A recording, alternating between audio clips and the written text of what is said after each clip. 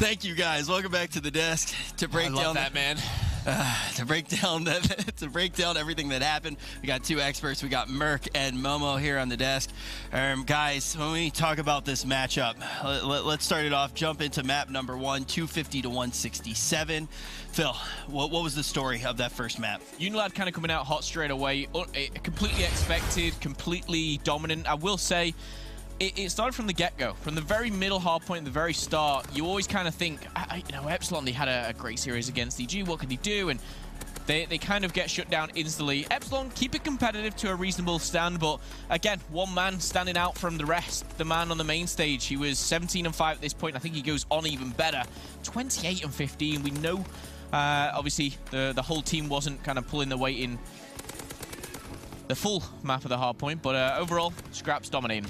I mean, we were in the green room just talking about Scraps, and Joe, everyone was just saying, what is the ceiling for this guy? Players coming in saying that he should move to North America, people saying he could move around. How much of it is just hype after watching the last few matchups? How far do you think he really just works harder than I think a lot of people give him credit for, to a certain extent, a lot more than other people. Again, he's a guy who just loves playing Call of Duty. He's constantly trying to improve.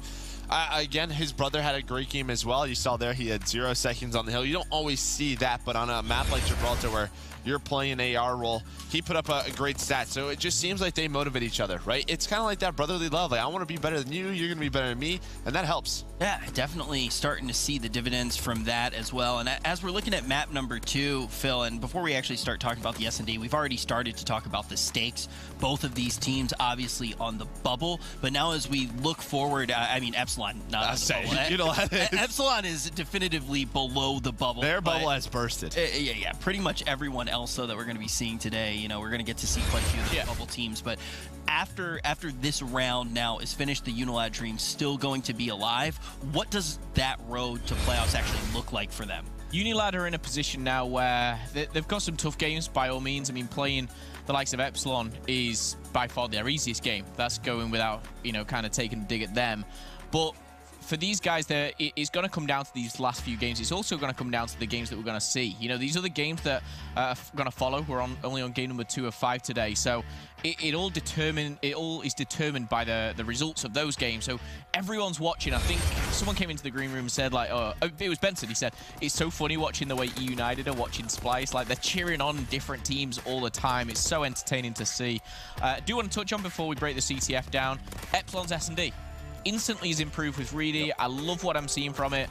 Improvement, yes, they're right at the bottom of the league, but I've got to pick some positive from it. Yeah, and I think a big part of it too is, I mean, he didn't have the best map in here in game number 3, but Vortex had a great game too, and I think that relieved some pressure from him. He was a guy that, you know, he's always the first one. He plays at a very fast roll. He has some help now from Reedy, but this map number 3, it was a 2-1 victory, pretty back and forth. A couple of decisions you heard the caster say. Dave had a great one, Shawnee did, but it's just those small things that these teams make. UNILAD, well, they're able to put that game 2 on the board. And before we jump into the next map, just to kind of wrap up the ideas, I feel like we have teams that were in the bubble that you can be in pretty much 2 places right now if you were one of those bubble teams. You still have fate in your hands, and you just have to show up and be able to win your matches, or it's kind of slipped away a little bit further, and you have to have some other factors determine it as well. UNILAD right now, Joe, is fate still in their hands? Do they just need to come out and win their matches? I mean, that's sort of every team right now. Like, EG still, they're struggling, but they still have a couple of games left. Splice, you could say the same thing. They play FaZe.